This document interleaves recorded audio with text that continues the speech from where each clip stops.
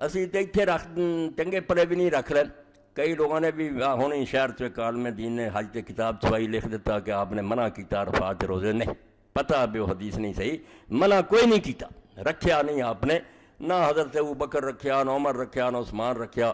عبداللہ بن عمر آخیا میں بھی نہیں رکھتا مگر منع نہیں کرنا. منع نہیں کہنا چاہیے, کولوں نہیں گل بنانی چاہیے, صرف آپ نے رکھیا نہیں. اس پاروں بے رسول اللہ دعا کماں چو آسان کام نو پسند کرتے. اللہ اکبر. حالانکہ جی آپ دا چاہتا سی میں آلہ کراں, مگر تھوڑا امت تنگ ہو جائے, سارے مصیبت پی جان گے.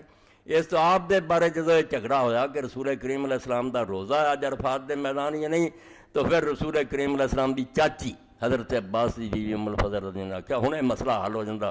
انہیں دودھ دا پیالہ پریا دیتا رات اپنے خادم نو لے جا, حضور نے اونٹنی تے بیٹھا پی لیا. پتہ لگ گیا کہ آپ نے نہیں رکھیا, مگر منع نہیں کیتا. منع کہنا جھوٹی گل ہے. بڑے بڑے صحابہ حضرت عائشہ رضی اللہ عنہ جیسے حضرت عبداللہ بن عباس کے رکھ دے. کوئی ہمت والا نکلے جڑا اس دن دا رکھ رہا ہے تو ثواب یہ ہوئی ہے کہ 2 دن دے گناہ بخشے جاندے, مگر ہے بڑی اوکھی گل.